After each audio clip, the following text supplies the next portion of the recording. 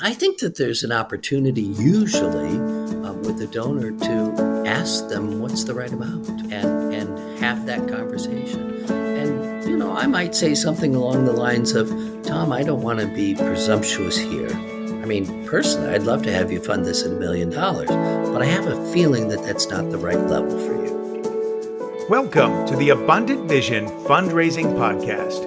Whether you're a seasoned professional or a first-time fundraiser, we have the advice you need to take your next step towards major gift mastery. I'm your host, Tom Dauber, President of Abundant Vision Philanthropic Consulting. Welcome to part 2 in our conversation with fundraising veteran, Dr. William Bartolini. When we last spoke, you were sharing some of your thoughts on emerging trends you're seeing in fundraising. Yeah, I was thinking about this, that I have a couple concerns about philanthropy today. And one of them is that politicians really want to score points by degrading nonprofits, reducing tax incentives. Yes. It's very easy to make the nonprofit the bad guy. And that concerns me, as well as misinformation. Just like a restaurant can have their business hurt by false or fake bad reviews, the same can happen to a nonprofit. And the public's trust and the organization's reputation are just so important.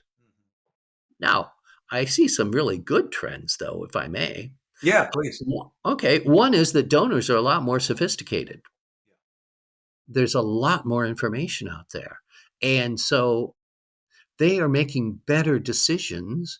And if we are doing our jobs, we should be utilizing that to help focus their efforts on the cause that's important to us. Yes. I mentioned the young professionals being concerned about social justice and that they have more passion. Technology, some might say it's good or bad, but I think it's really helpful. It is. No more sorting of the phone cards, over a glass of wine over a week in your living room floor, but rather, there's much more information, which is one of the trends that we're making decisions based on more information and better information. And then I'll just one other one, I think, and that is, we've had good, strong annual fund work.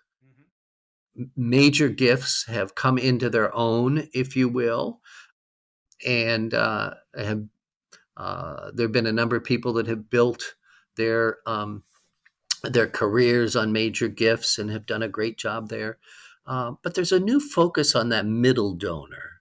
And I think that's a good trend as well, something that would be really helpful to the profession of building philanthropy that I think is really important. Yeah, I think that's a really good point. When I'm talking to my coaching clients, it's not unusual for me to discover that there's this whole group right in that middle segment that hasn't been asked to step up yet. Yeah.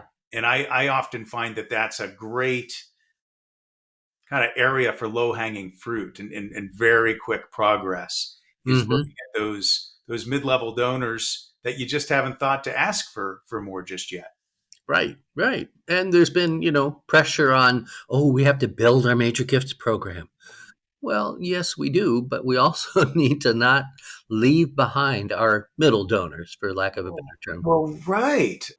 I recall that being a great concern to me at one point in my career because I was being encouraged to not talk to those people, but at the same time, the campaign plan that I had required them to make a large number of gifts, and there was no one to solicit them, and it was quite the conundrum to say, okay, well, we need, I don't know, 5,000 gifts of this level, but this isn't in my job description. So who's going to do the work? Yeah, exactly. Sure. Oh goodness! Wow, those are some great observations. So So, Bill, I want us to spend a little time talking about your academic pursuits because, in Yeah, addition to your fundraising career, you also have a PhD in that field of study, and very few fundraisers have their doctoral degrees. What is it that made you decide to pursue a terminal degree? I chuckle because some might say that I'm a glutton for punishment. But if we come back to what I said earlier about I'm fascinated by learning and Mm, wanting to know things, yes. and especially if there's something I don't know. Yeah. We were in our very first ever comprehensive campaign at Kent State University. Yes. And I felt as if I needed balance in my life. I needed some things that I could do that would replenish me. And so I started taking classes. And I took, one class and then another class. And pretty soon, because I wanted to learn more about psychology and sociology, pretty soon it seemed like those were kind of coalescing and there was potential to really turn this into a doctorate. And so within the Department of Communications, came up with a plan to really take a look at philanthropy and fundraising and how people think about it and how we move that forward. What year was that, if I may ask? Well, I completed it in 2005. Okay. I actually started it when I was 47 years old, and I met with the woman who would become my advisor, Becky Rubin. And I said, "Oh my gosh, this will take 7 years to do this. I don't know." And she said, "Bill, how old are you going to be in 7 years if you don't do it?" I thought, "Oh, well, that's really interesting." So I said to her, "How about I continue taking classes for several years and then I'll officially apply for the program, after a couple of years to see if I really enjoy it or not." And she allowed me to do that, which was great. Oh, certainly. I mean, '05. I mean, I guess grad school for fundraisers was probably just starting to be a thing in 2005, would you say? Yeah, the Lilly School, now I think the Lilly Family School at Indiana University, Yes. IUPUI in Hmm. Indianapolis, was probably the first, I think, to have the doctorate. Now there's several out there, but I think it's absolutely great. Yeah. Yeah, for sure. Well, I'd love to hear a little bit about your dissertation. What sort of research did you do? Well, I started, Tom, thinking that I would study what makes for a great fundraiser. Yes. And it actually, I kind of shifted part way through, and decided that it was more important to look at how do donors, prospects, decide if they are going to make a gift or not. So I read lots of psychology, lots of sociology, and really came across some great work by some psychologists, including a fellow by the name of Ajzen, Ajzen. He created something called the theory of planned giving. And his idea was that people decide to do something. Okay, well, that sounds fine. And then the question becomes, what are the precursors to that decision? And he did the research and decided that there were actually three precursors to a decision. So the first one being the attitude towards the decision and the action, the behavior. Two, what do other people who are important to you think about your taking on that behavior? And third, do you think you could really do it? And this has been shown to prove whether people will, or predict whether people will, give blood, for instance, or whether boys will wear condoms, whether women will do breast exams, whether people will recycle. So let me give you a quick example. All right, giving blood. Yeah, I'd like to give blood. Okay, great. I'm going to make the decision to give blood. So I'm going to check those three elements: the attitude, Oh, giving blood? Yeah, I might need blood someday. That's a great idea. Okay, sure. Two, how will people who are important to you think about your giving blood? Oh, they're going to give me a sticker to wear. Everybody at the office knows going to know that I'm a blood donor, that I care about other people, and I'm going to be able to tell my mother. I'm going to get bonus points, better Christmas presents. And three, do you think you can really do it? Well, wait a minute. Do they use do they use needles? I can't do needles. So that person obviously is not going to give blood because they can't get over that third hurdle. What I found in my research is that those three conditions also make sense from how people cognitively make a decision to give or not.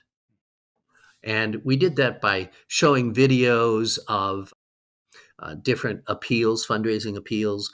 We did a measurement beforehand. They filled out a survey before and after, and we, gave them money to say thank you, and then we let them give the money away to the organizations that they liked, or they could keep it. So we found out that, of course, people check their attitude towards actually making the gift. They think about what others will think about them making that gift, and they figure out if they can do it, if they can afford it, if they can make payments, whatever that is. We added one other wrinkle, and that was people think emotionally as well as cognitively. Hmm. So went ahead and measured their emotional responses as well to determine which emotions positively and which emotions negatively affected their decision making process. It was really fascinating, and I really enjoyed it a great deal. So the proper name for the dissertation, in case you want to look it up, Yeah. you need some nighttime reading, is the cognitive and emotive processing of altruistic requests. Oh, that's great. Now, I think back, I used to work with Right. dentists, as you well know, and many dentists didn't necessarily have a very fun experience in dental school. I recall one dentist who shall remain unnamed actually Oh, starting wow.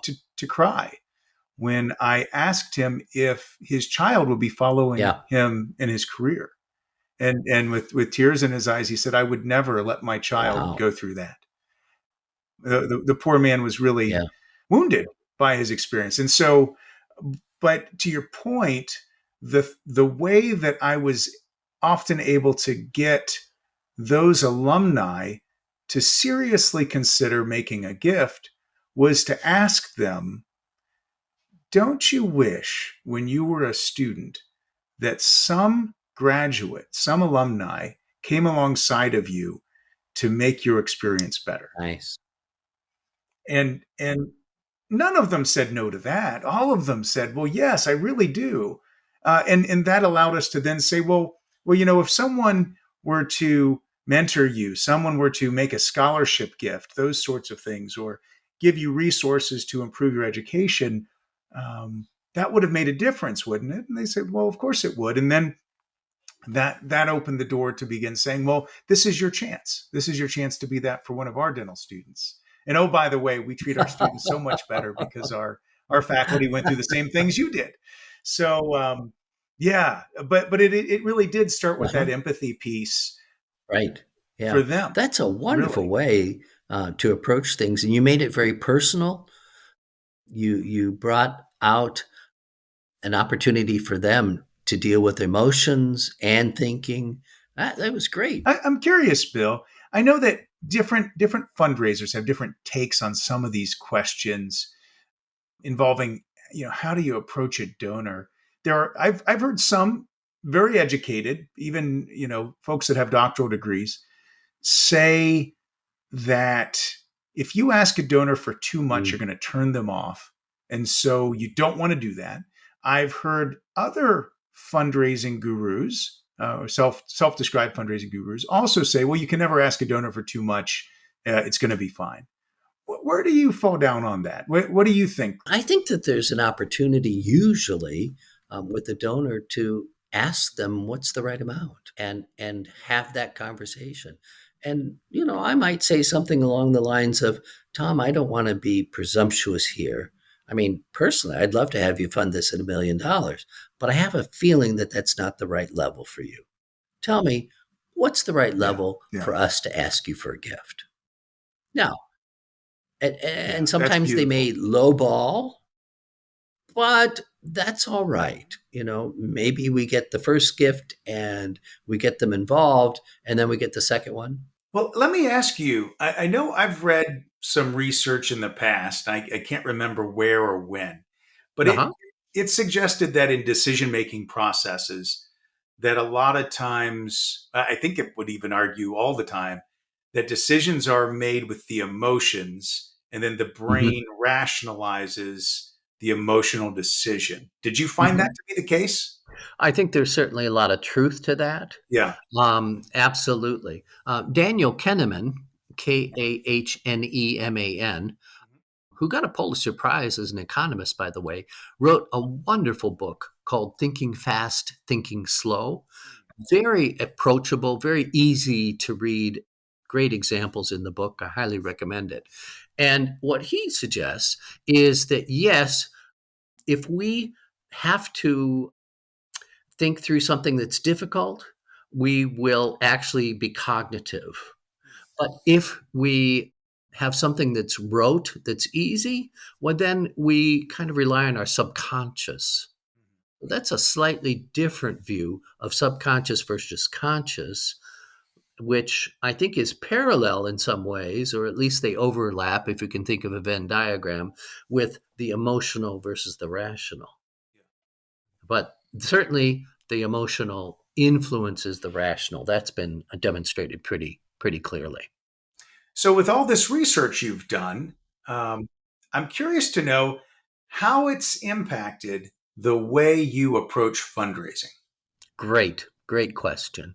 Well, it's been a couple of things. So I'm going to pull on the research from my advisor, Becky Rubin, here for just a minute. I think that people bring a disposition, a predisposition to the fundraising equation, to the process. Okay. And that predisposition are things like culture, how you were raised, your age, your generational differences, those kinds of things. Okay. So we have a predisposition. And one might say, if you look at the seven faces of philanthropy and those seven things, that they're a predisposition. The authors call it motivations. I don't think it is. I think it's a predisposition. So they bring that. But then we have motivation, and that motivation is probably based on empathy, right? Is based on wanting to change something. But we have to look at what else is going on in their lives to see, how that all fits in. How does this appeal fit in? And then the third element is that decision making process, okay, that I talked about with my dissertation, Yes. or you can look at Kahneman or others as well. So, how have those affected me? When I approach somebody, and let's say I'm approaching a new person, I do a little bit of trying to understand their predispositions. How were they raised? What culture are they from? What generation are they? And find out how they feel about philanthropy in general. Then I look for, secondly, that middle step. I look for motivation. I look for what's their passion. What's really important to them. And then third, I can go ahead and help them with decision making by providing them information that's helpful. In the case of my research, I would test to find out what their attitude is about making the gift. Gee, Tom, I'm not asking you today, but I'm kind of curious, what's your thought on our raising or funding this particular project through philanthropy? I'd ask those kinds of questions to find out attitude. Then, secondly, oh, well, if you were to make a gift, who would you want us to notify? Or who would you want to ask you for that gift? And Yes. then third, is it possible that you can afford this gift? Do we need to do payments? Do we need to have a pledge? Can we help you with your financial advisor? All those kinds of topics would be in that final, can you get it done? So, yes, my asking has gotten much more complicated as I've gotten older, as I've had more experience, because I consider many more factors. Where 40 some years ago, when I was first asking, I just focused on, oh, if I could just find the right words, if I, Yes. yeah, I'd have the golden ticket. I sure would love that golden ticket if you find one. Well, Bill, I'm afraid we've run out of time for this episode.